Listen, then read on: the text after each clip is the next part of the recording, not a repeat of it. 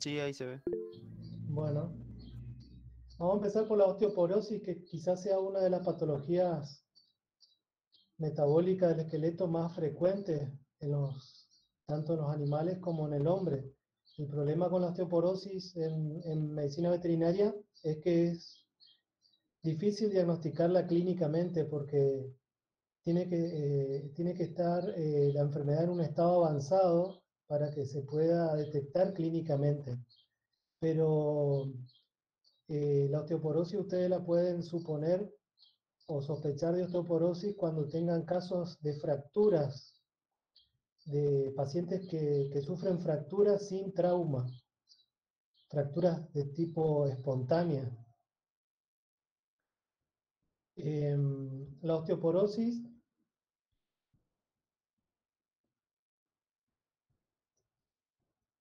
la osteoporosis la definimos como la reducción de la masa ósea por debajo de lo normal para esa especie, para esa raza y en esa edad determinada. Eh, en los humanos se define como la reducción de la masa ósea 2,5 desviaciones estándar por debajo de la media de un adulto joven.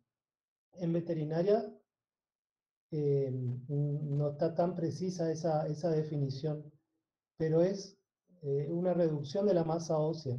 Pero la calidad del hueso es normal. Eh, es decir, que la osteoporosis,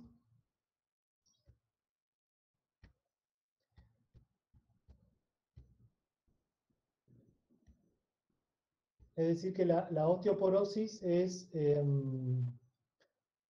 una atrofia del tejido óseo. O sea, hay poco hueso, pero el hueso que está presente es un hueso con una constitución, digamos, químicamente normal. Javier, ¿me Sí, escuchás? sí, Eh, no, no es que yo, hay algunos alumnos míos acá, yo estuve con problemas para la conexión tremendos, así que no le pude dar nada. Les pido disculpas porque quería dar cosas de pulmón y demás, pero no le pude dar nada, así que queda para la próxima. Y si me conecto y desconecto acá es porque estoy con cientos de problemas de conexión. Eso más. bueno. Bueno, dijimos que la osteoporosis es la reducción de la masa ósea, es la atrofia la atrofia del tejido óseo, o sea, hay poco hueso. ¿Eh? Pero el hueso que está presente está bien mineralizado, digamos, y su componente orgánico también es normal. Las causas de osteoporosis son múltiples. En el humano, la más común, la más frecuente es multifactorial, o sea, es una asociación de factores como la edad y la menopausia. La osteoporosis menopáusica no ocurre en los animales, o sea que si ustedes, eh, o sea que las castraciones o la ovariohisterectomías o la ovariectomía no inducen a osteoporosis, o sea que por ese lado hay que quedarse tranquilo, no sucede la osteoporosis por deficiencia de estrógeno en las especies domésticas. Sí, en los animales sí tienen osteoporosis senil, pero, eh, eh, por ejemplo, en los perros que superan los 7-8 años de edad, se calcula que la masa ósea se reduce en un 7-8%, pero esa reducción no es tan importante para causar una osteoporosis que sea clínicamente evidente. O sea que si bien la osteoporosis senil existe, en los animales no sería no sería clínicamente importante. Lo que sí puede causar una osteoporosis bastante grave son las causas nutricionales. Las causas nutricionales sí se asocian con osteoporosis en los animales. Pueden ser deficiencias de elementos específicos como el calcio, el fósforo, el cobre. Esos elementos pueden causar osteoporosis, la deficiencia de esos elementos. Pero también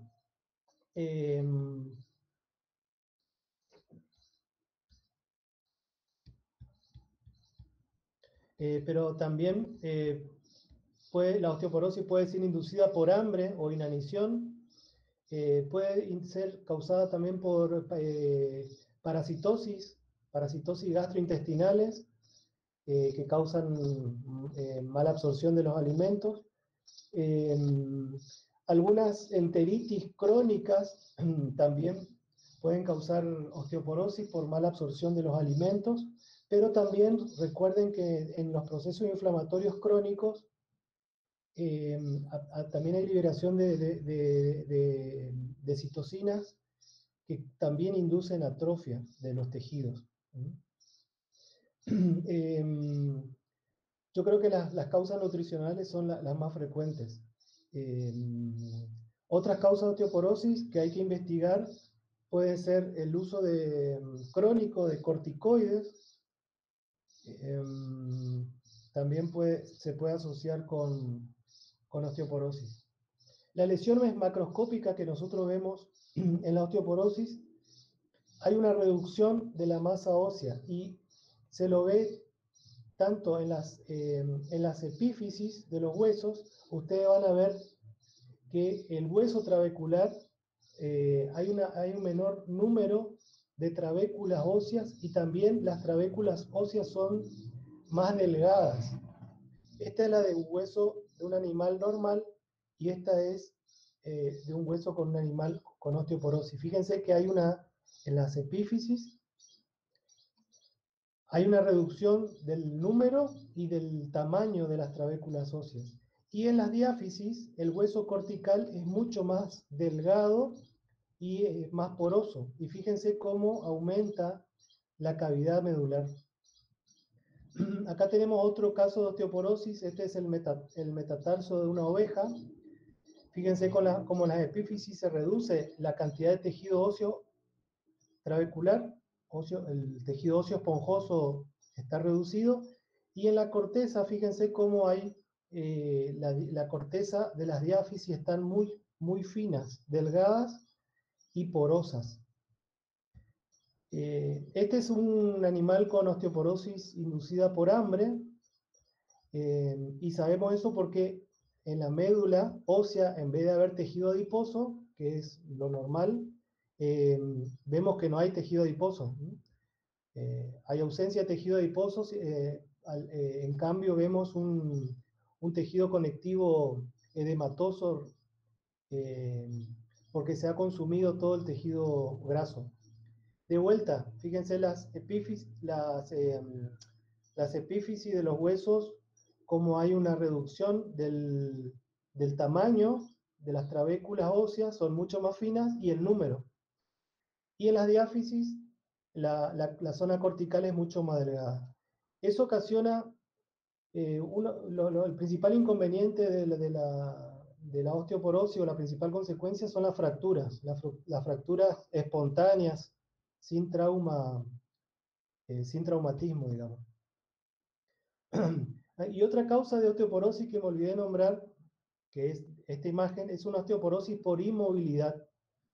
La falta, por ejemplo, la osteoporosis por inmovilidad, además de causar atrofia del músculo, en forma paralela también hay atrofia de tejido óseo, ¿no? Puede ser en un miembro, por ejemplo, con un miembro con una parálisis, o en un animal que está inmovilizado por cualquier causa. Tanto el tejido muscular como el tejido óseo sufre una atrofia, ¿no? Esa es otra causa que me olvidé de nombrar.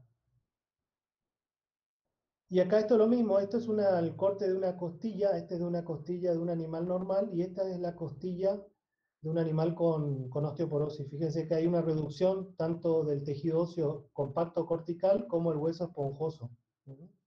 hay una reducción del tamaño y del número de las trabéculas óseas. El raquitismo es una enfermedad carencial de los animales, del esqueleto en desarrollo, de los animales jóvenes. Y se da por una deficiencia de vitamina D y de fósforo. También puede ser por deficiencia de calcio, pero la deficiencia de calcio sola, o sea que no está complicada por una deficiencia de hierro o que causa anemia o por una deficiencia de vitamina D o fósforo asociado, habitualmente no, naturalmente no causa raquitismo. Sí está asociado con otras deficiencias. Entonces el raquitismo generalmente va asociado con una deficiencia de vitamina D o de fósforo. Y el raquitismo, hay dos lesiones que se producen en el raquitismo. Una es a nivel de las placas de crecimiento, la placa de osificación endocondral. Fíjense, acá estamos viendo el extremo de un hueso largo. Esta es la epífisis. Esta es la fisis. En la fisis de los huesos en desarrollo está el cartílago. Hay un cartílago de crecimiento, un cartílago de osificación endocondral, a partir del cual el hueso crece en longitud. Y esta sería la metáfisis. La lesión principal del raquitismo está en esta zona, en el cartílago de crecimiento. Lo que sucede es que si no hay fósforo o no hay vitamina D, no se produce la mineralización y la osificación normal del cartílago de crecimiento. Y el cartílago sufre una hipertrofia que en este caso lo vemos que es irregular o multifocal. Y no hay una osificación normal en las zonas de las metáfisis. Y eso provoca que la zona de la epífisis y de las metáfisis sufran un aumento de tamaño en los huesos, que se da por esa hipertrofia del cartílago, por la falla en la osificación y porque hay depósito irregular de tejido óseo en las metáfisis. Esa es una de las características de la lesión del raquitismo. Y la otra característica es que no hay osificación del tejido osteoide que se va formando. Entonces es un tejido, es un hueso que es muy frágil, se puede deformar y se puede fracturar. Acá tenemos otra imagen de un animal joven, raquítico. Fíjense que de vuelta, la lesión ustedes la tienen que buscar en las placas de crecimiento. Al no haber fósforo, vitamina D, para la osificación, el cartílago sufre una hipertrofia. Es una hipertrofia de tipo irregular o multifocal, con depósito o hay también una alteración en el depósito de tejido de la formación de las trabéculas óseas en las metáfisis. Y todo eso causa un ensanchamiento de esta zona del hueso.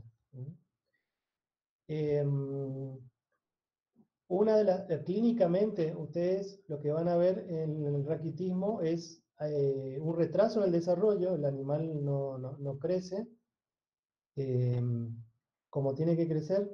Ustedes pueden ver deformaciones en los huesos, en las zonas de las metáfisis. Hay un ensanchamiento de esa zona que muchas veces se ve a nivel de la unión condrocostal, que se llama rosario raquítico.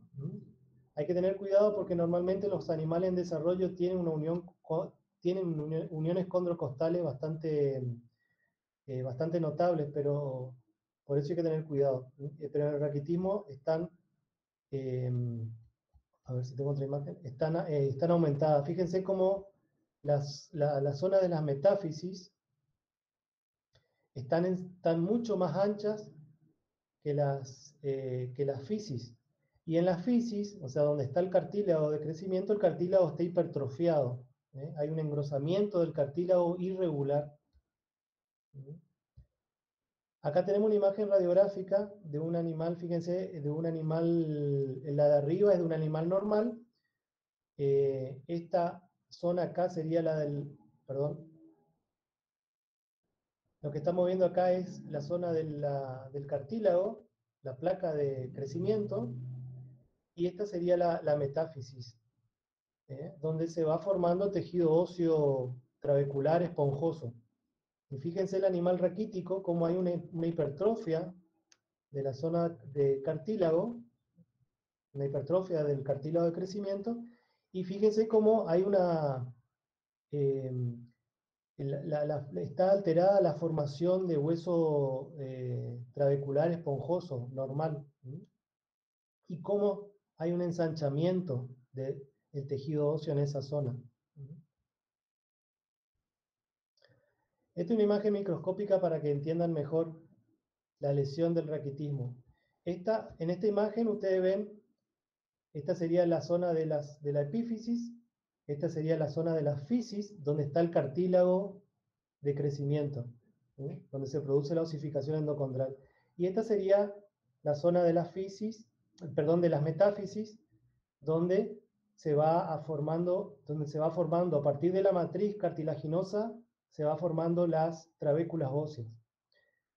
Fíjense lo ordenado que está el cartílago de crecimiento, los condrocitos están ordenados en columnas, donde vemos una zona de reserva, una zona de condrocitos en proliferación y una zona de condrocitos en hipertrofia, todos ordenados en columnas.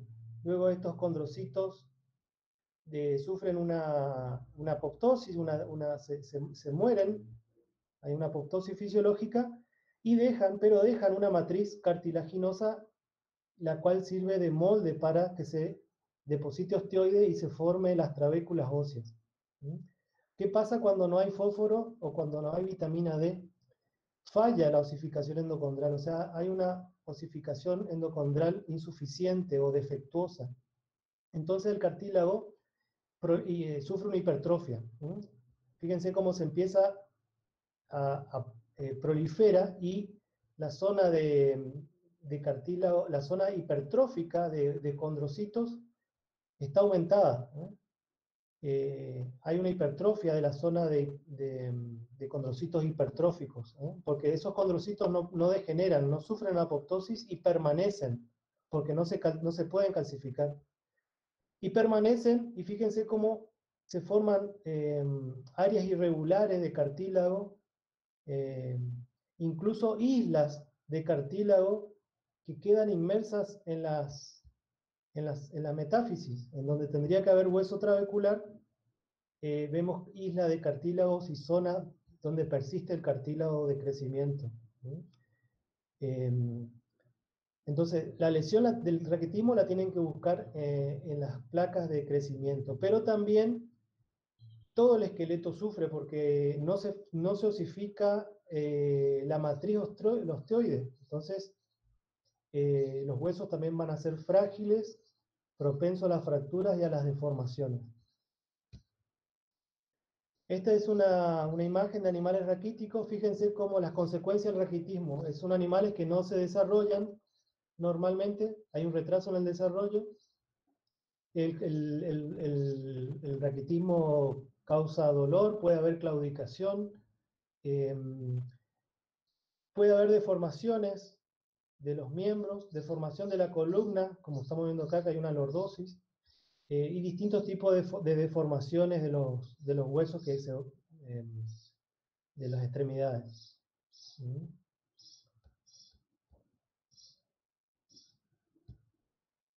Y muchas veces, como hay una hipertrofia del cartílago de crecimiento y una tumefacción de las metáfisis, muchas veces el animal raquítico tiene una apariencia de un animal que tiene como si fuera una artritis, o sea, daría la apariencia de que las articulaciones están inflamadas, pero en realidad lo que sucede es que no sucede eso, sino que lo que sucede realmente es que hay un ensanchamiento de la zona metafisial de los huesos largos, porque se va acumulando ahí cartílago de crecimiento, ¿sí? Pero esa es la apariencia, digamos, clínica de un animal raquítico. No sé si entendieron el raquitismo. Bueno, las deficiencias de vitamina D, eh, la deficiencia de vitamina D, ustedes saben que la vitamina D se sintetiza en la piel. Entonces, la deficiencia de vitamina D pueden ser se dan en regiones donde, en regiones donde o latitudes del mundo donde eh, digamos, los inviernos son muy largos y los rayos solares no llegan, eh, digamos, a impactar la piel para que se sintetice suficiente vitamina D, o puede ser en animales que están estabulados y que, o sea, que no están recibiendo luz solar, pero que además tienen una dieta deficiente de vitamina D. O sea, la vitamina D se puede sintetizar en la piel o se incorpora con la dieta. ¿Mm? Y en realidad ahora también relacionado un poco a lo que estamos viviendo, que por ahí los chicos habrán leído también papers o algo que aparece en la tele, que eso sí son estudios serios que están realizados, que la mayoría de las personas, producto de este encierro permanente que estamos teniendo, y por supuesto también repercutiendo en las mascotas, también en las mascotas que son de pequeño tamaño, que no las sacan, la deficiencia de vitamina D. Sí. Es porque por más que uno esté en el sol y esté mucho tiempo, un día en el sol tampoco hace la diferencia. Tiene que ser todos los días en horarios que son de sol fuerte y sin protección solar. O sea, si no, la vitamina D, no, si no hay que suplementar. O sea, no hay opción, digamos. Sí. Sí, los animales que están en el campo, habitualmente, salvo que estén en regiones donde el sol dura en el invierno muy pocas horas, eh, pueden desarrollar deficiencia de vitamina D, pero si no, son animales terneros o cerdos que habitualmente se crían estabulados bajo techo y con un galpón, y que la dieta encima, la dieta es deficiente de vitamina D. Y la deficiencia de fósforo habitualmente son deficiencias primarias, o sea, el suelo o el alimento es deficitario en fósforo. ¿No?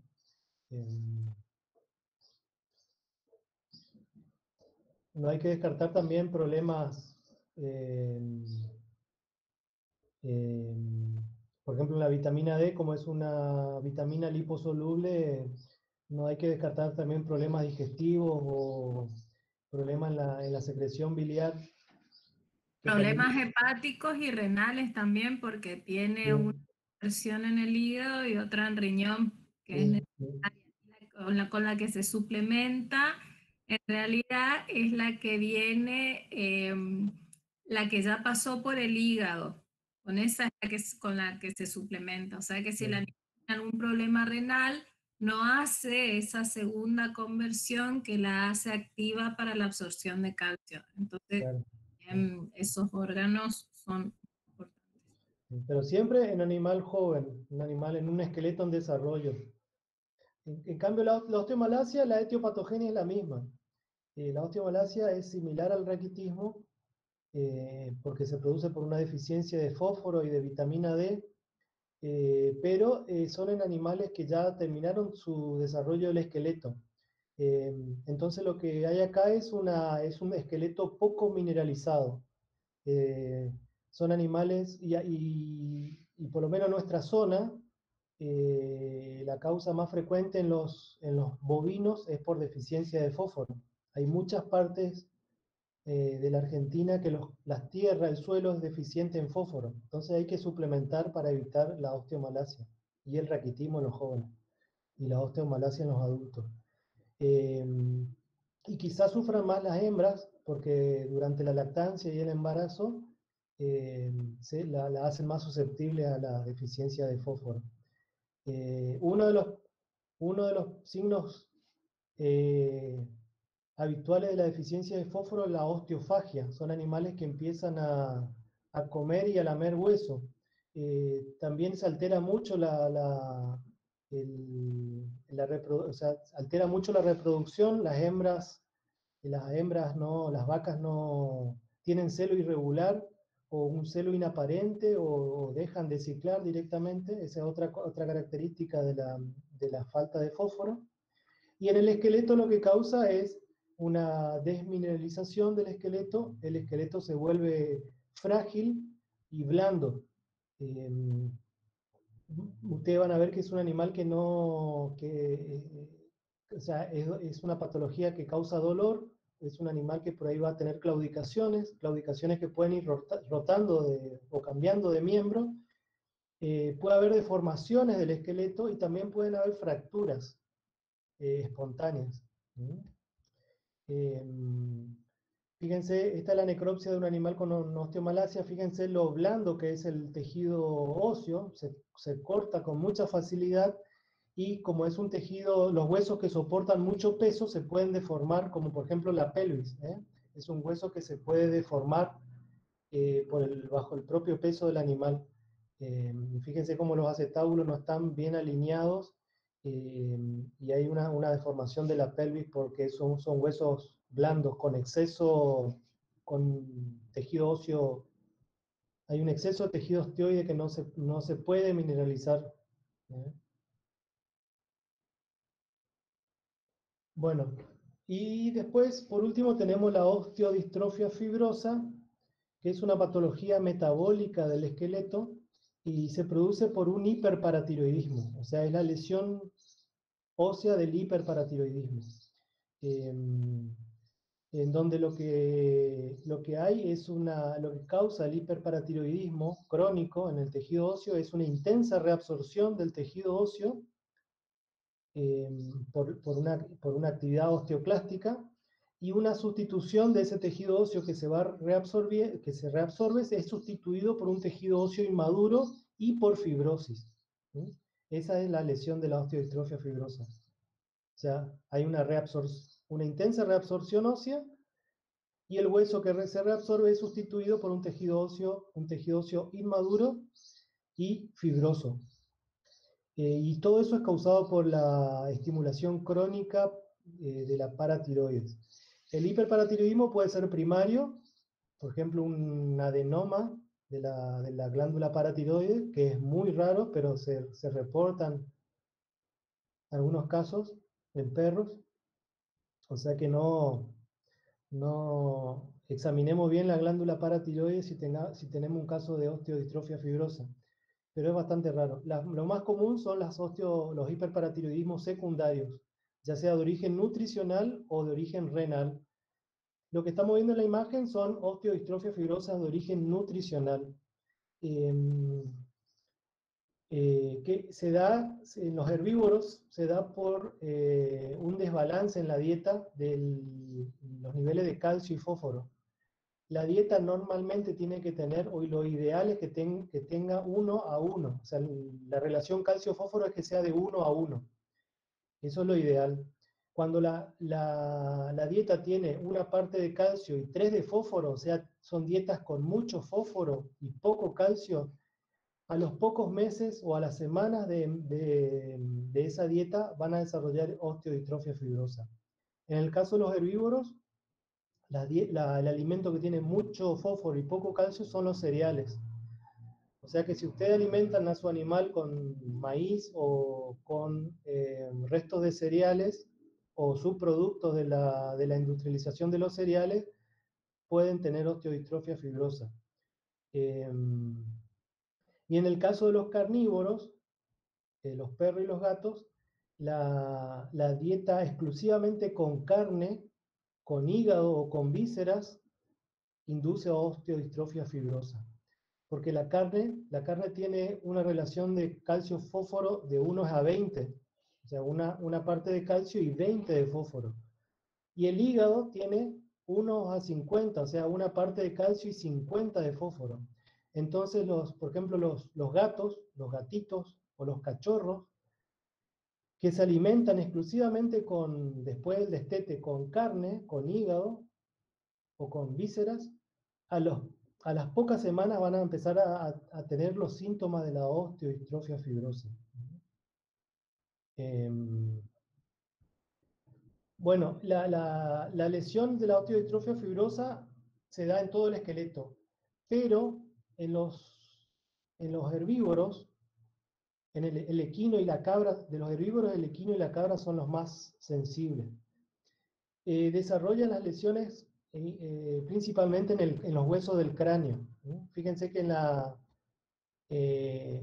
en los equinos, los huesos del maxilar y la mandíbula son los que se afectan primero.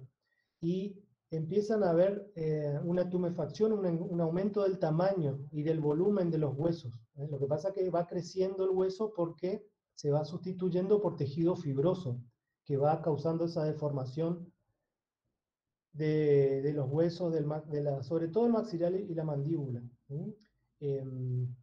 Y causa un hinchazón, una deformación bilateral. Y lo mismo sucede en las cabras con osteodistrofia fibrosa de origen nutricional también sufren un aumento de tamaño de los huesos maxilares y de la mandíbula. Pero todo el esqueleto presentan esas lesiones. Si ustedes examinan esos huesos van a ver que hay una proliferación, esa tumefacción o ese aumento de tamaño de los huesos maxilares y mandibulares se da porque hay un aumento en la cantidad de tejido fibroso, tejido conectivo fibroso, que se va depositando y va causando esa tumefacción o ese aumento de volumen del hueso. Y el hueso está muy rojo porque el tejido fibroso es vascularizado. Y esto en un gatito, fíjense, la radiografía, en los gatos y en los perros ustedes no van a ver esa deformación de los huesos del cráneo como lo ven en los herbívoros. En los herbívoros o en los cerdos también, en los cerdos también es común que se deformen los huesos del cráneo. En los perros y en los gatos no sucede eso, sino que habitualmente la clínica no van a ver deformación del esqueleto. Lo que van a ver es que el animal, los gatitos y los perritos, dejan de moverse, son renuentes a moverse, se tratan de mantenerse quietos y cuando se mueven lo hacen de forma incoordinada, con claudicación, con dolor. Y esta es la imagen radiográfica de un gato puede afectar a cualquier edad. La osteodistrofia fibrosa se produce a cualquier edad. De la mandíbula de un gato con osteodistrofia fibrosa. Fíjense cómo hay una reducción de la densidad ósea, porque hay una absorción de tejido óseo y lo que estamos viendo acá hay una reducción de la densidad del hueso. Y esta es la radiografía de un gato normal. Y esta imagen histológica para que entiendan mejor lo que sucede o cuál es el efecto que tiene el hiperparatiroidismo sobre el hueso. Lo que causa el hiperparatiroidismo es una intensa actividad osteoclástica. Los osteoclastos se activan bajo los efectos de la hormona y empiezan una intensa reabsorción de tejido óseo. Eso es porque el hiperparatiroidismo, tanto el secundario de origen renal, ¿por qué hay hiperparatiroidismo? Porque esa dieta con mucho fósforo y poco calcio causa una hipocalcemia o una reducción de los niveles de calcio ionizado en sangre. Entonces, hasta que ustedes no corrijan esa deficiencia nutricional, va a estar actuando la paratormona para tratar de mantener los niveles de calcio ionizado en sangre en un nivel normal. Por eso hay hiperparatiroidismo.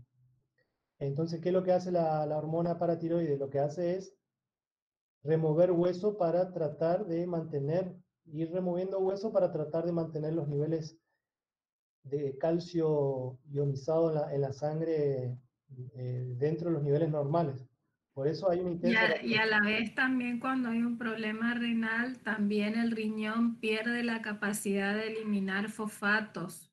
Entonces Claro. hay una retención de fosfatos que agrava aún más la deficiencia de, o sea, la falta de calcio. Claro, en los de origen renal, el problema en la hiperparatidismo de origen renal es que hay una retención de fósforo. El riñón enfermo retiene fósforo y al retenerse fósforo se disminuyen los niveles de calcio ionizado en sangre y ahí se dispara la paratormona. Pero además, el riñón enfermo no puede sintetizar vitamina D, entonces agrava aún más esa hipocalcemia. Entonces, vamos a tener un hiperparatiroidismo que lo que trata la hormona paratiroidea es normalizar, tratar de mantener normales los niveles de calcio en sangre. Eh, y para eso recurre al hueso, reabsorbiendo hueso. eh, Se reabsorbe mucho hueso y el hueso que se reabsorbe es sustituido por tejido fibroso, que es lo que estamos viendo acá, o sea, un tejido conectivo fibroso.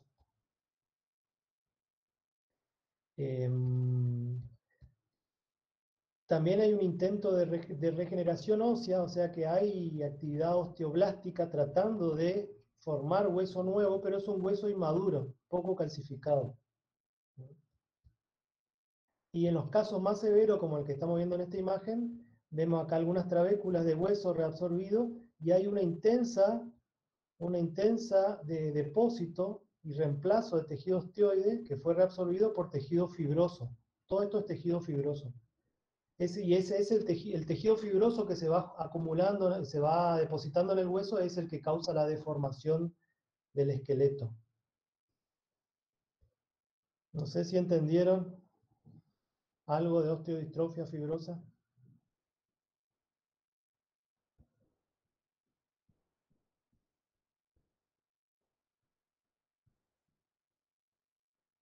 ¿Tienen preguntas?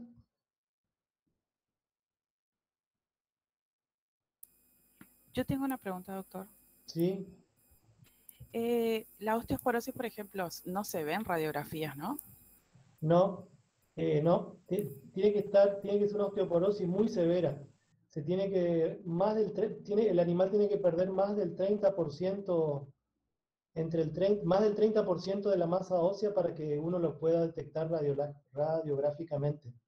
No es, Sí, sí tenés la opción de hacer o sea, de cómo se detecta, hay estudios, se llaman densitometría. Si vos tenés la posibilidad de hacer una densitometría y tenés los parámetros normales de densidad de los distintos animales, podés determinar si hay o no. Pero, sí, como dice el doctor por radiografía, no. Ah, bueno, gracias.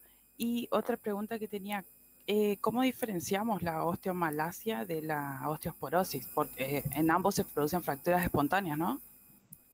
sí, a veces es difícil.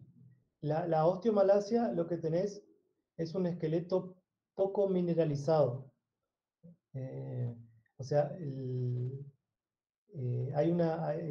lo que hay es un tejido óseo poco mineralizado. O sea que si vos haces un corte histológico y haces una tinción especial para ver los minerales del hueso, vas a encontrar que vas a ver mucho tejido osteoide, o sea, tejido matriz ósea no calcificada. En cambio, la osteoporosis, no hay un problema de mineralización, sino lo que hay es que hay poco tejido óseo. Ahora, clínicamente, eh, no sé, clínicamente, porque en ambas la clínica vos podés tener fracturas. Bueno, gracias.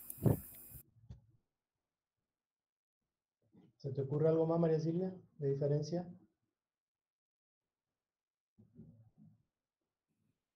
Yo creo que por ahí también no es tan frecuente la osteoporosis en los animales. Es mucho más frecuente, por ahí a ellos les suena mucho más frecuente por nosotras, digamos, las mujeres. Pero en los animales en sí no es tan frecuente. Vas a tener más frecuencia de la otra enfermedad que de una osteoporosis, digamos. Y generalmente siempre, pero para eso a ustedes les falta bastante estudio todavía de clínica y de otras patologías, hacer un estudio completo del animal. O sea, a ver cómo le funcionan las tiroides, cómo le funcionan las suprarrenales, que como decía hoy el doctor, muchas veces tiene que ver con si vos estás haciendo un tratamiento con corticoides. El tratamiento con corticoides muchas veces está relacionado, por ejemplo, si vos tenés un hipotiroidismo autoinmune, o sea, está relacionado con un montón de causas que tienen que ver con enfermedades que afectan el medio interno. Entonces falta todavía como muchísima lectura por delante para poder después diferenciar, pero tenés que diferenciar con apoyo clínico, no solamente con una histopatología o con una lesión macro que puedas llegar a ver. Sí. Sí, clínicamente no sé cuál será la diferencia, pero desde el punto de vista de la lesión, en la osteomalacia, vos tenés un esqueleto poco mineralizado, blando y propenso a las fracturas y a las deformaciones. Y en la osteoporosis tenés un esqueleto con atrofia, ¿sí? Muy frágil, propenso a las fracturas. Pero no es un problema de mineralización, sino es un problema, en la osteoporosis, un problema de cantidad de hueso. La otra que yo me quedé pensando, ella preguntó osteomalacia, osteoporosis, osteomalacia de raquitismo. No, me quedé con eso en la cabeza, no, capaz yo estoy confundida. No sé. Osteomalacia con osteoporosis. Ah, está bien, entonces estamos bien, Sí, sí. la diferencia en la lesión es la que te dijimos. Ahora, clínicamente, no, porque quizá las claudicaciones y el dolor sean más, digamos, sea como más evidente en un animal con osteomalacia. Y si vos ves claudicación en un animal con osteoporosis es porque ya sufrió algún tipo de fractura espontánea. Y también por ahí la osteomalacia está muy relacionada a todo lo que sea nutricional, lo que hoy explicaba también el doctor, que era, por ejemplo, con un raquitismo, lo que te modifica, digamos, es cómo vos lo diferenciás por la edad, básicamente. Porque las etiologías son casi las mismas. En una osteoporosis ya es más complicado las causas, por eso decía, tiene que ver más con un trastorno y con una situación de enfermedades del medio interno que de una causa simplemente nutricional o falta de vitamina D, vos le pones, lo solucionás. Generalmente la osteoporosis no se resuelve muy bien. O sea, una vez que comienza, ya es algo que es un hueso que vos no es que lo podés recuperar. En cambio, un hueso con osteomalacia lo podés llegar a recuperar bastante bien, casi hasta sus estados normales. En cambio, la osteoporosis es algo como un poco más, ¿cómo se llama cuando va avanzando? Bueno, es algo que va avanzando. No lo puedes sacar. Sí, sí, entendí. Gracias. Eh, no sé si tengo para ver patología de músculo, no sé si quieren verlo ahora o lo dejamos para el próximo viernes, como ustedes quieran.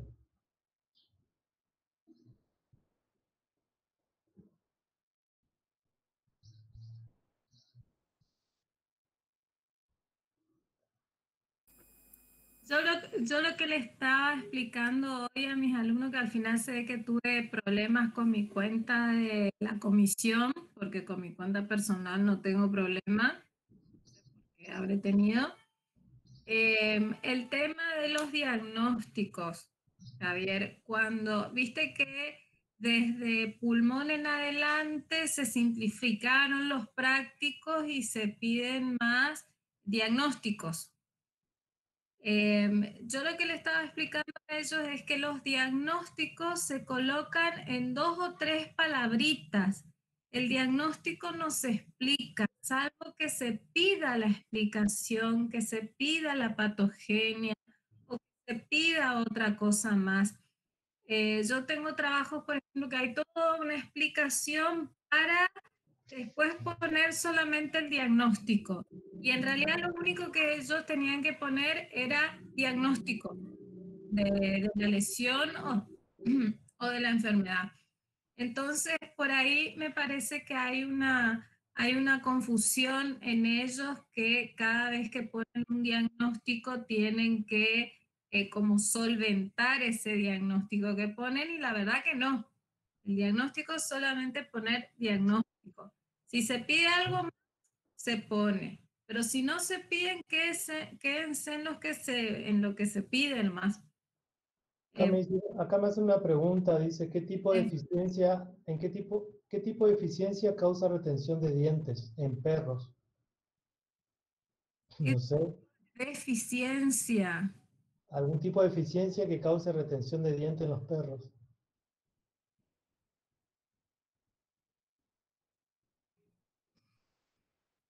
En perro encima. No sé. Calcio, No. fósforo, vitamina D. Sí, todo lo que te cause retraso en el crecimiento te va a producir una retención de dientes. Ahora, si vos me decís alguna deficiencia, sí, No va a todas haber, las que... no va a haber erupción, no sé. La verdad que no sé. Eh, sí, en realidad para mí más que retención de dientes es retraso en el crecimiento. Porque retención es Ah, cuando no recambia los de leche. claro, claro, no recambia, pero ¿por qué no recambia? Porque el diente de abajo no está empujando. ¿Por qué se produce el recambio? El recambio se produce porque los dientes de abajo comienzan a empujar a los dientes que son de leche, digamos.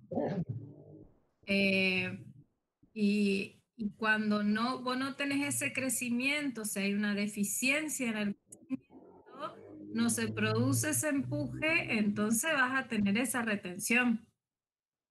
O sea, la Bueno, opción muchas veces es que sale el diente y queda retenido el diente de leche también. Pero esos casos no es por deficiencia de ninguna, de deficiencia de nada. Esas son alteraciones que se dan, que lo que tiene que hacer el veterinario es sacar de manera quirúrgica el diente de leche para que el diente permanente se acomode bien. Pero hay veces que sale el permanente y queda también el de leche. Ahí lo tenés que sacar, pero no es por deficiencia de nada en particular. Entendido yo.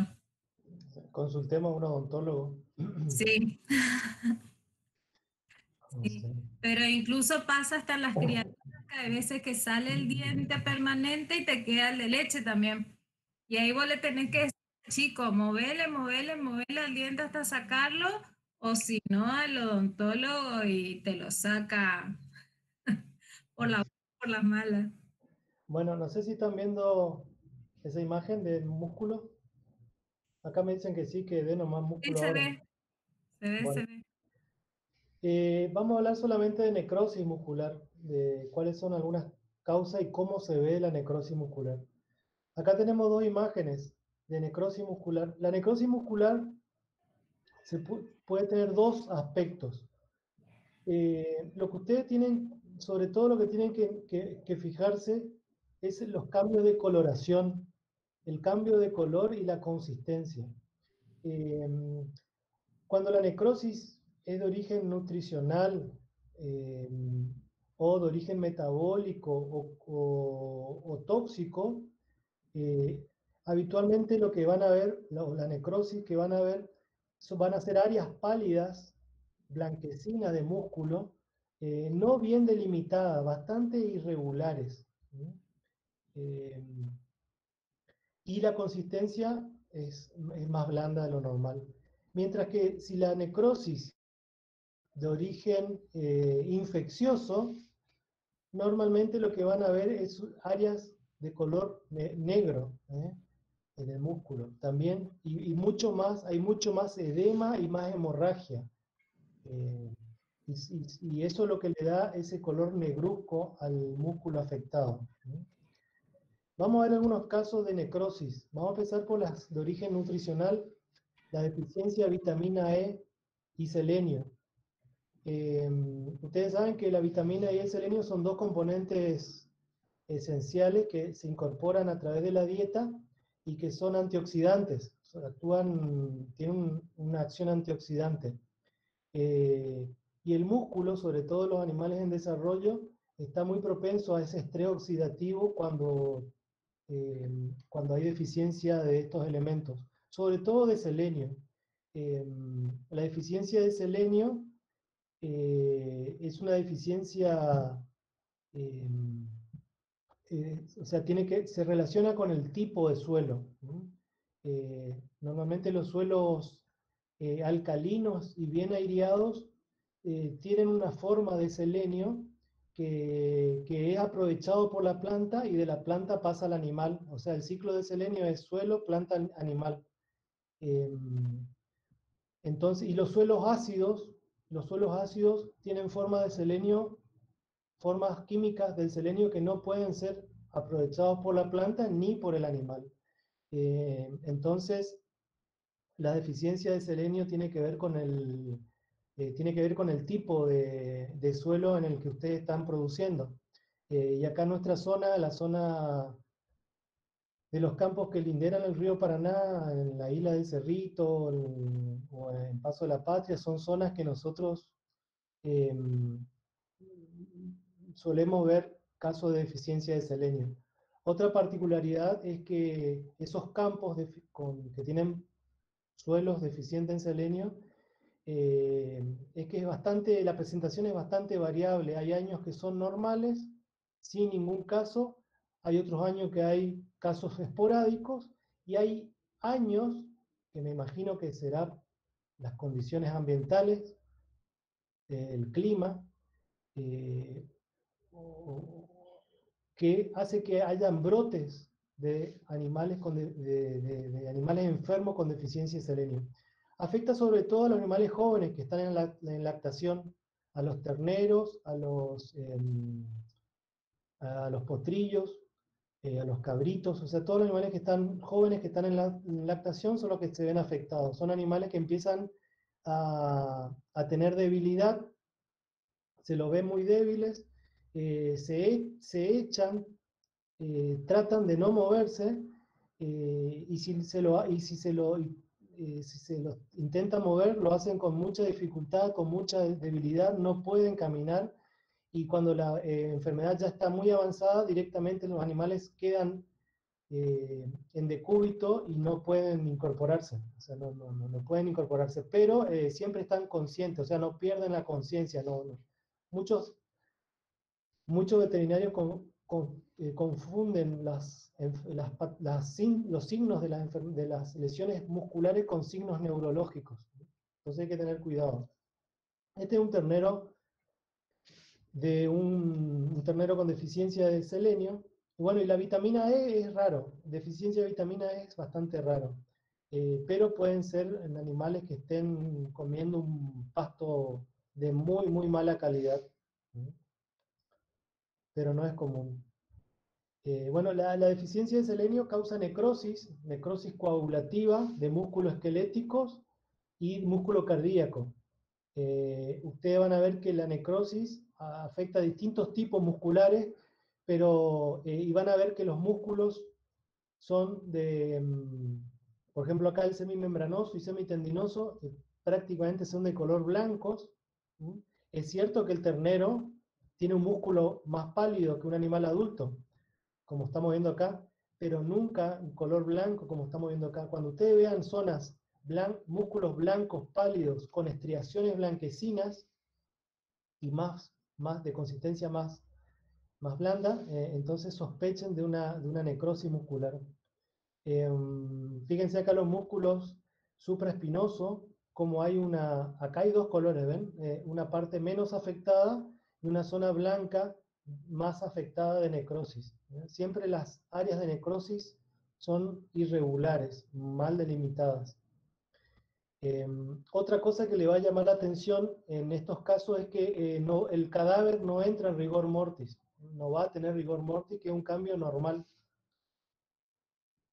Y el músculo cardíaco también puede sufrir necrosis coagulativa y ustedes van a ver estriaciones blancas en un corazón que tampoco entra en rigor mortis y es un corazón que está más bien flácido y dilatado. Cuando abrimos el corazón, vemos de vuelta desde la superficie del endocardio, también se pueden ver esas estriaciones blanquecinas que son las áreas de necrosis muscular. Algunos animales con deficiencia de selenio, aparte de los signos musculares de debilidad, también pueden desarrollar insuficiencia cardíaca congestiva. Bueno, lo que tienen que hacer en estos casos para confirmar el diagnóstico de deficiencia de selenio y de vitamina D es obtener muestras de sangre para medir los niveles de selenio y vitamina E. También lo pueden hacer de trozos de tejido. Tienen que tomar trozos de hígado fresco, lo pueden congelar y mandar a medir los niveles de selenio. Otra forma que tienen de detectar deficiencia de selenio es con la patología clínica, o sea, obtienen muestras de sangre y lo que van a solicitar en el laboratorio es medir los niveles de la glutatión peroxidasa, que es una enzima antioxidante que normalmente tiene selenio. Si esos niveles están debajo de los valores normales, entonces ustedes sospechan o pueden hacer el diagnóstico de una deficiencia de selenio. O sea que el selenio lo pueden medir en forma directa, que es bastante costoso, pero se lo hace en forma directa en suero o en hígado, o lo pueden hacer de forma indirecta midiendo la enzima glutatión peroxidasa en sangre. Bueno, esta es la misma imagen de este ternero. Fíjense, todas estas estrías blancas que están viendo acá ustedes son las áreas de necrosis de músculo cardíaco. En los cerdos, o sea, ese es un ejemplo de necrosis de origen nutricional por deficiencia de selenio. Lo que estamos viendo ahora es una necrosis de origen, podríamos llamarle hereditario, que es la hipertermia maligna o el síndrome del estrés porcino, que se da en la mayoría de las razas carniceras de cerdo, y prácticamente en todos los países productores de cerdo tienen esta patología. Es una patología que es hereditaria. Los cerdos afectados heredan un gen que es el gen que está encargado de... o sea, la patología está en el canal de calcio que libera el calcio al citoplasma de la fibra muscular. Los cerdos están normales, o sea, los cerdos pueden heredar este gen con ese canal de calcio normal. Pueden estar normales, pero la enfermedad se desencadena bajo condiciones estresantes. Por eso le pusieron síndrome del estrés porcino. Por ejemplo, cuando ponen muchos cerdos en un corral y se pelean entre ellos, se pelean por el alimento, o cuando son transportados al frigorífico. Muchas veces llegan al frigorífico y hay animales muertos en el camión y ustedes al hacer la necropsia se pueden encontrar con que tienen necrosis muscular.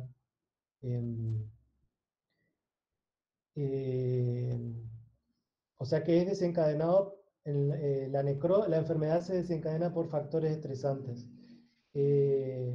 Y afecta sobre todo músculos grandes como los músculos del tren posterior o el dorsal largo, es un músculo que habitualmente también se afecta. Fíjense cómo y esos músculos sufren necrosis de tipo coagulativa. Lo que pasa que al desencadenarse esta enfermedad, lo que sucede es que la fibra muscular no puede controlar los niveles de calcio intracitoplasmáticos. ¿Sí? Y ustedes ya saben lo que pasa cuando hay un incremento o la célula pierde la capacidad de regular los niveles de calcio en el citoplasma. ¿Sí? O sea, eso ya lo aprendieron. Cuando hay mucho calcio intracitoplasmático se empiezan a activar un montón de enzimas que causan necrosis de la célula. Y es lo que está sucediendo acá. Y la necrosis lo vemos como áreas blancas, pálidas, blandas y edematosas de músculo. ¿Sí? Por eso también esta enfermedad del síndrome del estrés porcino o la hipertermia maligna en los cerdos también se la conoce con el nombre de carnes pálidas, blandas y exudativas, porque es el aspecto que toma los músculos de estos cerdos que mueren por hipertermia maligna o síndrome del estrés porcino. Fíjense, de vuelta, la necrosis, acá la vemos como áreas blancas, pálidas, que también son irregulares, no están bien delimitadas. Y hay mucho edema intersticial, y son músculos blandos. Y otra característica es que también estos músculos no entran en rigor mortis. Esta no es una enfermedad exclusiva del cerdo, también se la ve, son patologías de los canales de calcio de la fibra muscular, que también se lo ve en los equinos y en los perros, y en las personas también. Pero quizá en el cerdo sea la más frecuente. Otra patología que también es de origen hereditario, y que ustedes la van a ver muy frecuentemente, sobre todo si se dedican a la clínica de equinos, es la rhabdomiólisis inducida por el ejercicio en los equinos, que antiguamente se la conocía como enfermedad del lunes por la mañana, ¿no? Porque se daba después cuando los equinos deportivos entrenaban el lunes luego de un día de descanso con una ración completa de granos, o también se la conocía con el nombre de azoturia, o embaramiento. O sea, le fueron poniendo distintos nombres. Rhabdomiólisis es por la lesión que producen. Y esta necrosis muscular es inducida por el ejercicio.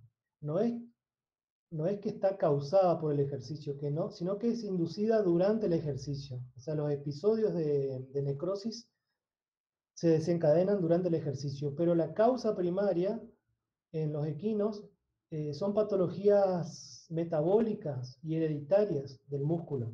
Muchos casos se dan por metabolismo anormal de los hidratos de carbono. O sea, hay una anomalía en el metabolismo de los hidratos de carbono de la fibra muscular, que es hereditario. Eso sucede en muchos de los equinos que desarrollan esta rhabdomiólisis.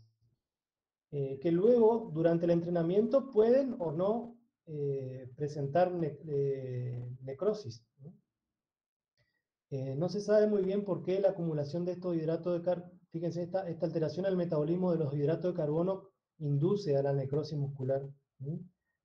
Acá tenemos una imagen histológica de una fibra. Fíjense, todo lo que está acá de color púrpura es la acumulación de hidratos de carbono en estas fibras que no la están metabolizando. No se sabe muy bien cómo induce la necrosis. Algunos dicen que la fibra, durante el ejercicio, la fibra muscular sufre un estrés, una falla energética, o sea, sufre una deficiencia de energía, que es la que causa la necrosis de la fibra, y otros dicen que puede ser por alteraciones estructurales de la fibra, pero todavía no se sabe muy bien. La cuestión es que estos animales, cuando empiezan a entrenar, o durante el entrenamiento o durante el ejercicio, pueden tener episodios de rhabdomiólisis. Y hay distintos grados, pueden ser muy leves, con el animal se inmoviliza, empieza a caminar en forma rígida o con claudicación, y en los casos más graves pueden tener los músculos afectados se hinchan, causan mucho dolor, los animales sudan profusamente y tienen un estado de, digamos, como de mucho dolor y de inmovilidad. Y pueden desarrollar, estos animales pueden desarrollar una insuficiencia renal por la mioglobinuria. Este es un caso que tuvimos en el hospital de un animal con rhabdomiólisis, que ya los clínicos lo habían diagnosticado, y en la necropsia, fíjense, se afectan distintos tipos de músculos. Acá estamos viendo los músculos del glúteo. Los glúteos y el dorsal largo son los que habitualmente uno encuentra estas lesiones, las lesiones de la rhabdomiólisis. Estos son cortes de los músculos del glúteo. Fíjense donde tenemos áreas de tejido muscular normal y áreas de tejido pálido, blando y edematoso. Esta otra imagen, fíjense, lo que más llama la atención es el cambio de coloración de las áreas musculares afectadas. Este es el dorsal largo. Este es el músculo dorsal largo. Fíjense que el dorsal largo acá tiene áreas no bien definidas, de color pálido, blanquecino. Fíjense que son áreas no bien definidas, irregulares. Todas estas áreas pálidas son de necrosis muscular. Y los riñones, en este animal desarrolló una necrosis de los túbulos de la corteza renal por la mioglobinuria y el colapso circulatorio que tuvo. Fíjense, la corteza renal está de un color marrón claro, y la zona de la médula está de un color rojizo. Y esta es la vejiga urinaria de este equino de color oscuro por la mioglobina. Bueno, ese es otro ejemplo de necrosis muscular, que es una patología del metabolismo de los hidratos de carbono, que es hereditario, y que no todos los animales que tienen este desorden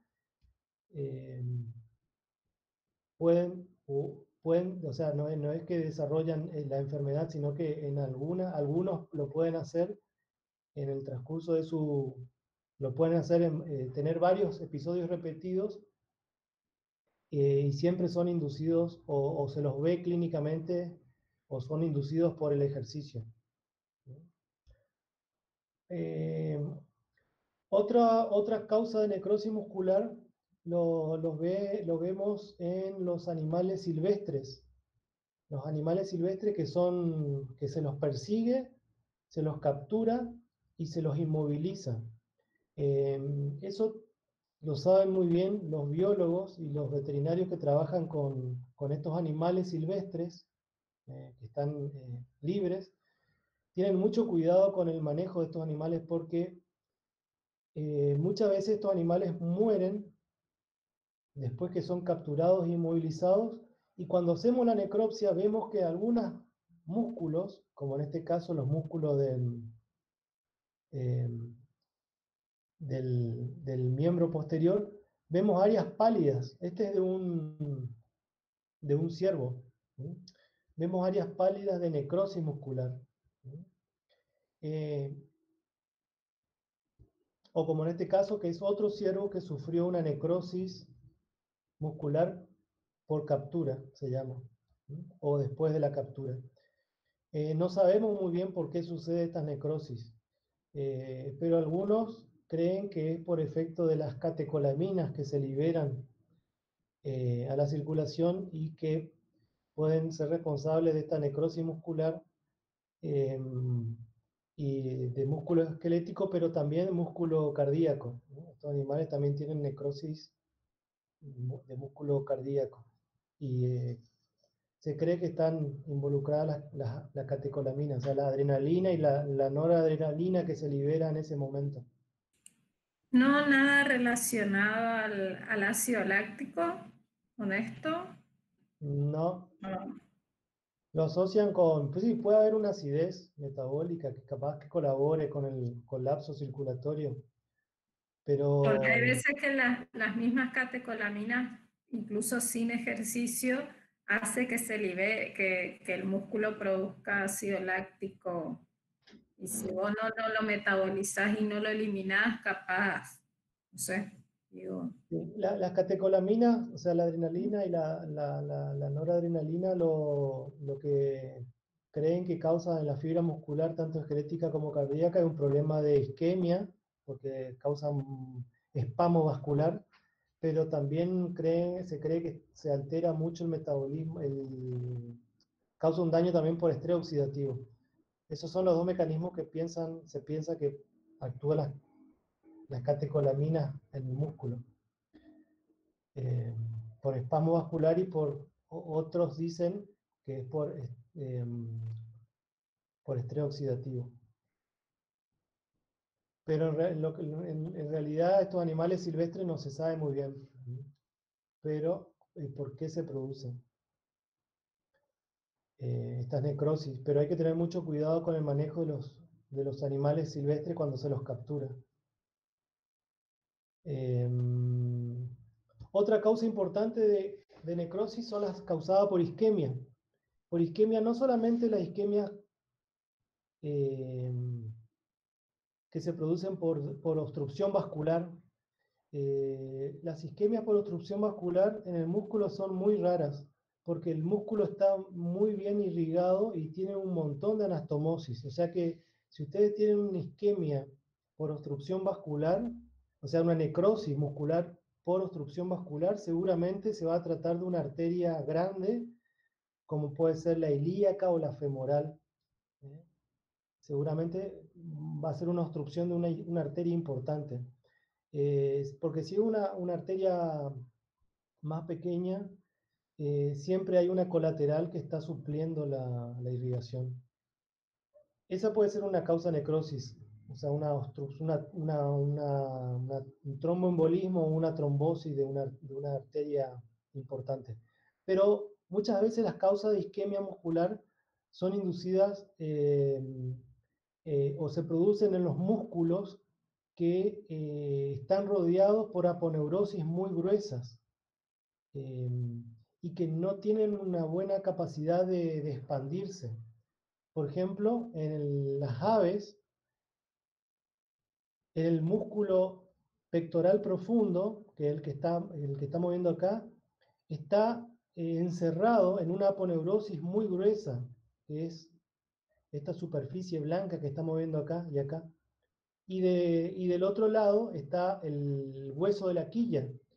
Entonces, en las aves, cuando tienen un ejercicio o un aleteo o un ejercicio muscular bastante intenso, eh, lo que pasa es que ese músculo, al no poder, el músculo cuando se contrae aumenta de volumen, pero si está encerrado en un compartimento inextensible, el músculo al contraerse, lo que hace es comprimir los vasos sanguíneos, comprime los capilares, comprime las venas e incluso puede llegar a la presión que se genera dentro del músculo, incluso puede llegar a comprimir las arterias.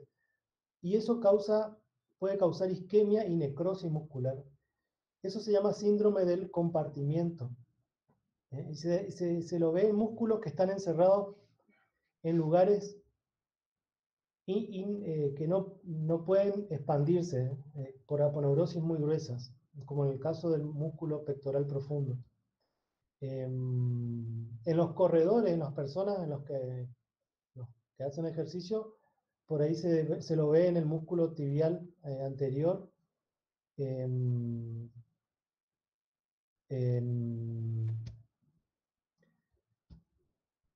Cualquier músculo que esté rodeado por una fascie muy, muy gruesa, que poco extensible, puede sufrir este daño.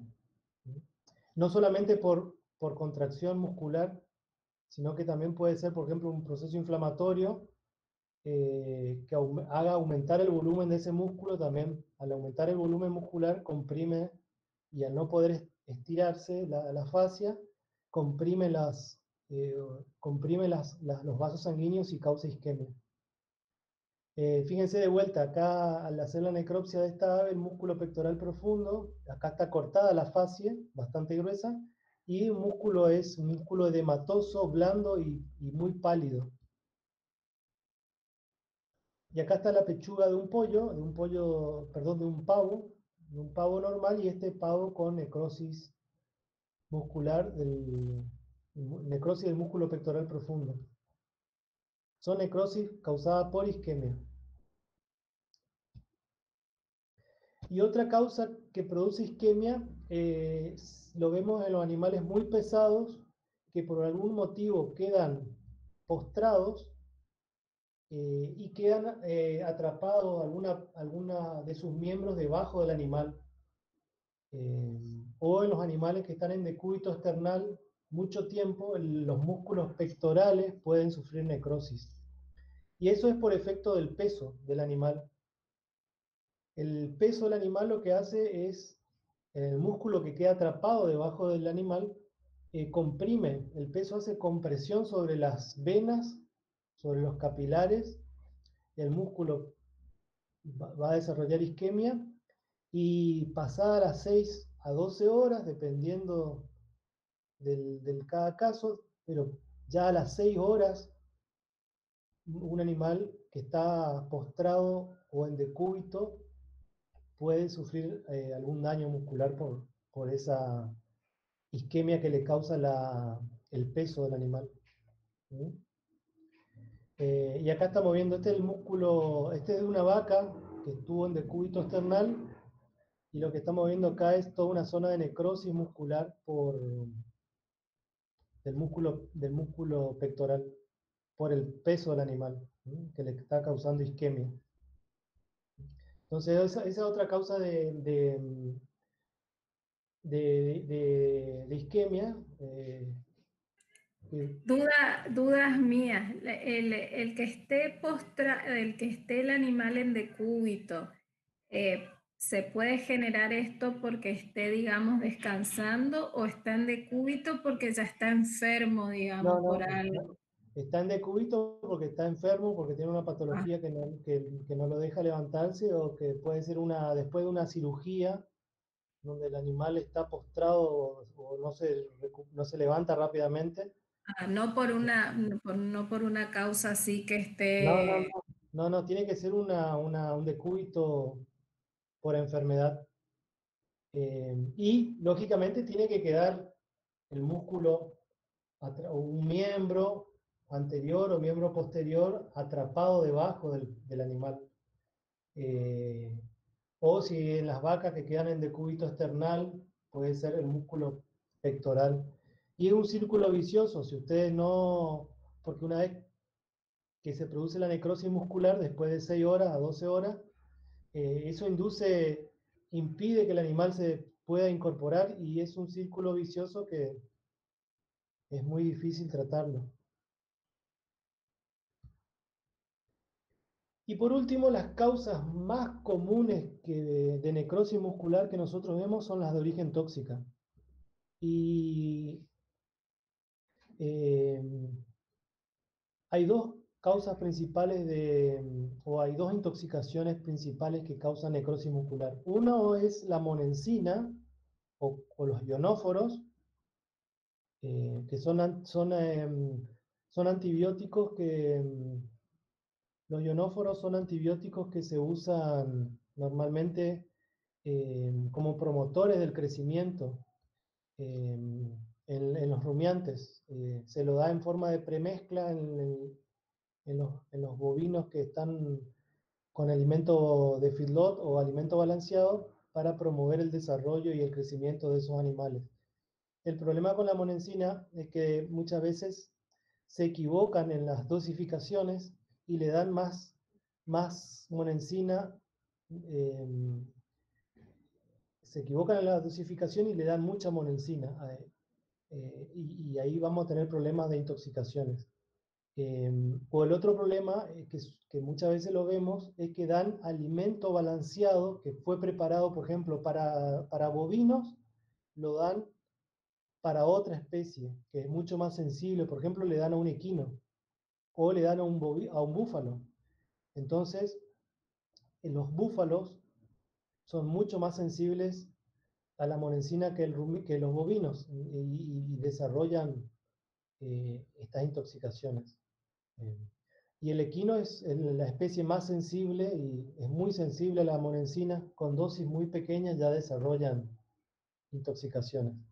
Y en las intoxicaciones lo que ustedes van a ver son necrosis de músculos esqueléticos y cardíacos. Y en el músculo esquelético ustedes van a ver distintas masas musculares afectadas. Tienen que examinar muy bien el esqueleto, los músculos esqueléticos del animal, y van a ver zonas pálidas, blanquecinas, irregulares y blandas, de necrosis. Y también afecta al corazón. A veces el único tejido que está afectado es el corazón, y el animal depende mucho del nivel de monensina. Si es una intoxicación crónica, el animal a veces desarrolla insuficiencia cardíaca congestiva, con edemas en el subcutáneo, ascitis, hidrotórax, hidropericardio, hígado, nuez moscada. Y cuando ustedes examinan el corazón van a encontrar que el corazón tiene muchas áreas blanquecinas, ¿sí? Que son todas estas áreas que estamos viendo acá de necrosis muscular. Esas son las intoxicaciones crónicas con monensina. Y las intoxicaciones más agudas también pueden ver esto, pueden ver necrosis de corazón, o signos de debilidad, de dificultad para caminar, y el animal se queda echado y no puede incorporarse. Y cuando hacen la necropsia van a ver músculos con áreas pálidas blanquecinas de necrosis. Ahí lo que tienen que hacer ustedes, si sospechan de intoxicación con monensina, tienen que tomar muestra del contenido gástrico, para ver los niveles de monensina, y tomar muestra del alimento, para ver, porque cada especie ya sabemos cuál es la dosis tóxica de monensina. O sea que si en ese alimento se supera la dosis tóxica y ustedes ven las lesiones compatibles, entonces hacen un diagnóstico de intoxicación por monensina. O sea, tienen que tomar muestras del alimento y del contenido gástrico. Disculpe, doctor, una pregunta. ¿Sí? Este afecta cualquier músculo, ¿no? Sí, la monensina puede afectar a cualquier músculo, sobre todo las grandes áreas musculares. Tienen que examinar bien los glúteos, los músculos, el dorsal largo, el semimembranoso, el semitendinoso. Cuando ustedes sospechan de una patología muscular, tienen que desollar totalmente el cadáver y examinar muy bien distintas regiones musculares y tomar muestra de distintos músculos, porque como ustedes ven, las lesiones, como venimos viendo desde hoy, las lesiones musculares son muy irregulares, ¿eh? Ven que hay zonas necróticas y zonas normales, o sea que las muestras de músculo que tienen que tomar para histopatología tienen que ser muchas, de distintos grupos musculares y de distintas regiones del mismo músculo. Bueno, gracias. Y otra intoxicación que nosotros vemos que también causan habitualmente necrosis musculares son el cafetillo. Esta planta que está acá se llama cafetillo. Es el nombre vulgar. El nombre científico es Cassia occidentalis. Es una planta que es muy común. Ustedes la reconocen, tiene una flor amarilla, es bastante alta la planta, crece bastante alta, y la reconocen sobre todo porque tiene una vaina llena de semillas que se curva hacia arriba. Es una vaina fina y es verde primero, y cuando madura es marrón oscuro y se curva hacia arriba y adentro está lleno de semillitas. Bueno, la semilla es la parte más tóxica de la planta, pero toda la planta es tóxica, las hojas y el tallo. Y esta es una planta que eh, crece junto con el forraje, crece junto con el maíz, con el sorgo, o sea que en los lugares donde se trabaja la tierra, esta es una planta que normalmente suele crecer bastante. Es muy común la planta esta. Y acá está creciendo junto con el sorgo, no sé si ven acá, este es un sorgal, pero está muy contaminado con esta planta. El problema es que en este lugar la gente no sabía que esta planta era tóxica, lo que hacían era cortar el sorgo, lo molían y le daban a los animales. Y los animales a las semanas empezaron primero con diarrea, luego empezaron con dificultad para caminar, sobre todo con debilidad del tren posterior, con un tambaleo del tren posterior, dificultad para caminar, y luego estos animales se echaban, y ya cuando la enfermedad ya estaba avanzada, estos animales estaban en decúbito sin poder incorporarse. Pero siguen atentos, conscientes, y tomaban agua y se alimentaban normalmente. Es una enfermedad que en algunos animales se pueden recuperar, y otros ya cuando están en decúbito así, ya es bastante difícil adquieren el decúbito, ya es bastante difícil que se recuperen. Y en la necropsia lo que veíamos, o lo que vamos a ver, son necrosis musculares, sobre todo del tren posterior. La Cassia occidentalis en los rumiantes causa sobre todo necrosis de músculos semimembranosos, semitendinosos, glúteos. Fíjense que van a haber áreas muy pálidas de músculo, muy, muy blancas. Eh, Acá este es el músculo semimembranoso. Fíjense cómo hay áreas pálidas, blanquecinas, irregulares. Acá hay fíjense, acá hay otras zonas de necrosis muscular. Lo que causa también esta planta es necrosis de páncreas y necrosis de hígado. El hígado también sufre necrosis coagulativa centrolobular. Y en el páncreas también hay áreas de necrosis coagulativa del páncreas. Y bueno, y ahí la orina es de color oscuro por la mioglobina. Y si ustedes examinan el contenido ruminal, seguramente pueden llegar a ver las semillas de la planta.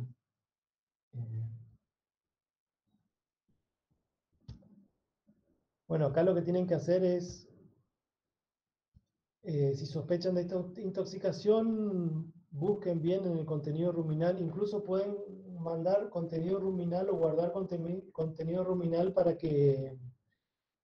Hay algunos laboratorios que examinan microscópicamente el contenido ruminal, y buscan microscópicamente los restos vegetales, que cada vegetal tiene su particularidad, y pueden identificarlo en ese análisis microscópico del contenido ruminal. O sea que pueden tomar contenido ruminal para el laboratorio también, si sospechan de alguna planta tóxica.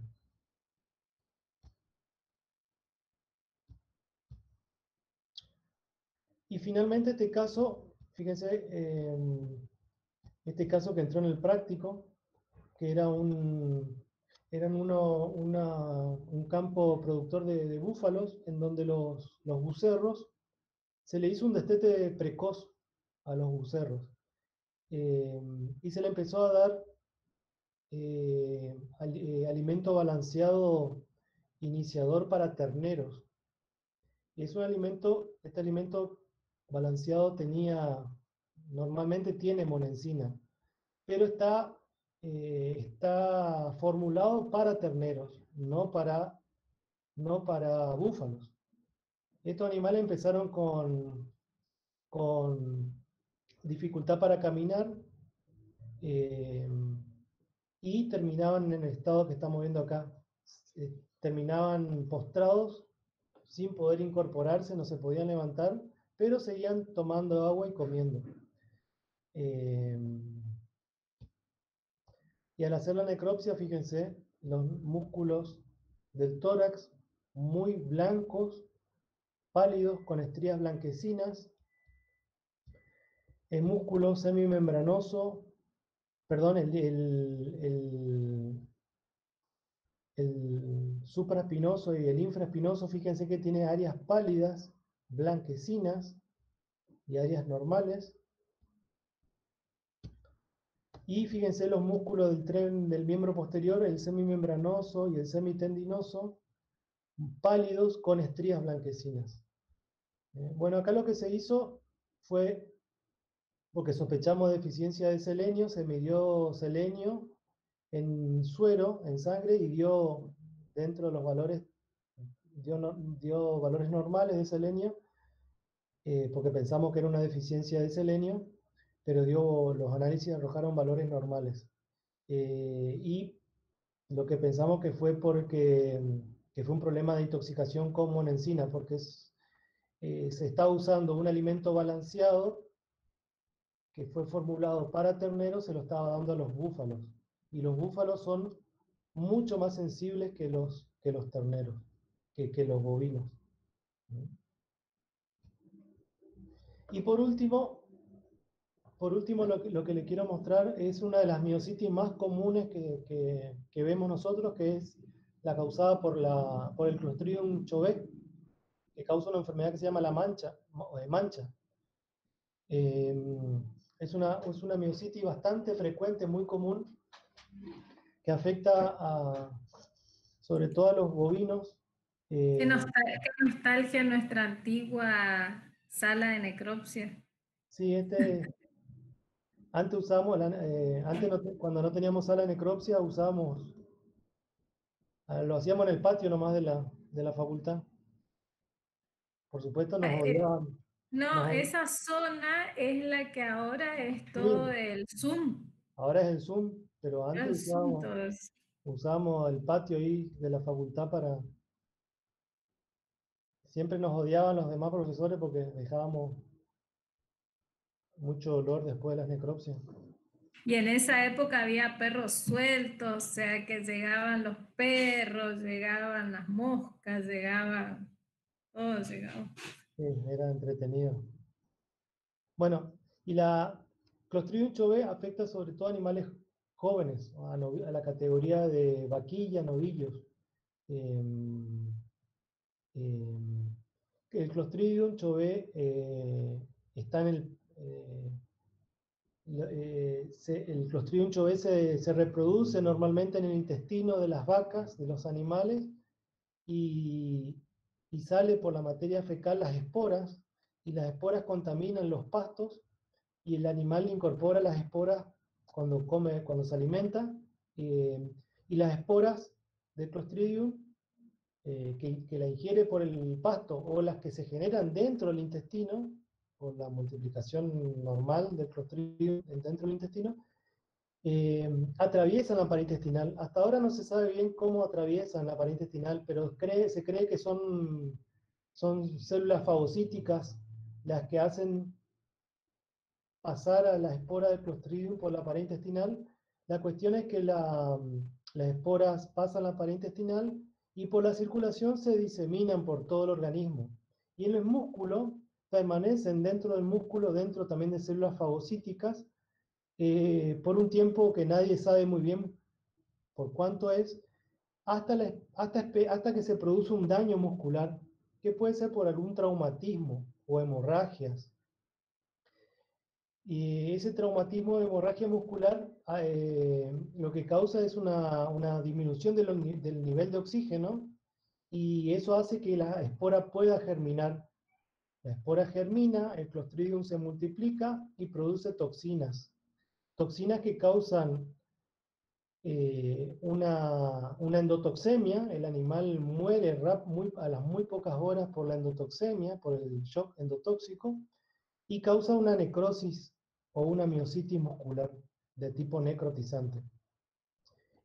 Habitualmente esta enfermedad no se manifiesta clínicamente porque es de curso sobreagudo, o sea, habitualmente los animales son encontrados muertos en el potrero, y una característica es que los signos post-mortem o los cambios post-mortem se aceleran mucho en estos animales que mueren por mancha.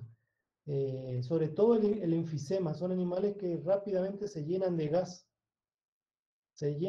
por todo el subcutáneo, y, son cadáveres que están hinchados, y esta es la posición que toman con las patas en esa posición porque se llenan de gas rápidamente. Es una característica, no es una lesión, es un cambio post-mortem, pero que sucede muy rápidamente en estos animales, el enfisema post-mortem. Y la lesión que ustedes tienen que buscar, si sospechan de mancha, la tienen que buscar en los músculos, en las grandes masas musculares del tren posterior y del tren anterior, pero también puede afectar a pequeños músculos como el diafragma o músculos como el corazón. Entonces, primero busquen en las grandes masas musculares porque es lo más común, pero si sospechan de mancha tendrán que examinar muy bien todos los músculos. Pero habitualmente son grandes masas musculares. Y la lesión típica es una miositis necrotizante, con mucho edema, hemorragia y enfisema, burbujas de gas. Fíjense, acá estamos viendo, esta es una área de la lesión típica de la mancha, es un foco de miositis con mucha necrosis, pero la necrosis en este caso va acompañada de mucha hemorragia, entonces el músculo es de color rojo oscuro. Hay mucho edema, mucha hemorragia, y puede haber burbujas de gas separando las fibras musculares. Este otro caso, fíjense que acá es más pequeña la lesión, pero es típica la lesión. Si ustedes encuentran un novillo o una vaquilla que muere en forma súbita y que al examinar los músculos ven focos de color rojo negruzco, con edema, con hemorragia y burbuja de gas, entonces pueden hacer un diagnóstico de mancha observando estas lesiones con bastante seguridad. Todos los Clostridium son de difícil aislamiento, no es cualquier laboratorio que hace cultivo de anaerobios. Lo que ustedes pueden hacer es, o sea, si ven esta lesión, es hacer improntas o tomar trozos de tejido, y con las improntas pueden hacer una tinción de Gram, y bueno, y asociar estos Gram con la lesión, o pueden mandar algunos laboratorios hacen inmunofluorescencia, ¿no? O inmunitoquímica para detectar el Clostridium en la lesión. Pero son muy pocos los laboratorios que hacen esto, entonces habitualmente el diagnóstico es macroscópico, ¿no? Si ustedes ven esta lesión o esta lesión, el músculo de un animal, una vaquilla o un novillo que murió en forma súbita, entonces pueden hacer un diagnóstico de mancha con bastante tranquilidad, que seguramente va a ser mancha y no otra cosa. Otra característica importante es que, no sé por qué, pero siempre afecta a animales, a los más gordos, a los más lindos, ¿no? Siempre la mancha afecta a los que crecen mejor y más rápido. No sé si tienen alguna duda.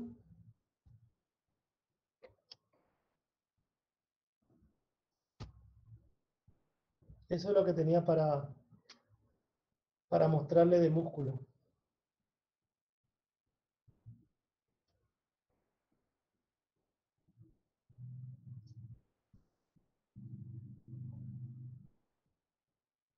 No sé, ¿tiene alguna pregunta? Yo no, doctor. Bueno,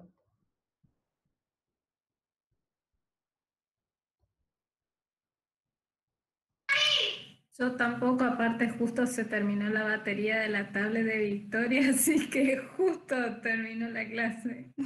bueno, entonces creo que ya terminamos todo. No sé, Ahí está. ya terminamos con todos por lo menos de mi parte, ya le mostré todos los distintos sistemas y órganos que tenía para mostrarle. Que queda pendiente la clase de necropsia que va a ser el próximo viernes. Bueno, si no tienen preguntas, No, doctor, gracias. bueno, entonces cuelgo nomás. Hasta luego. Chao.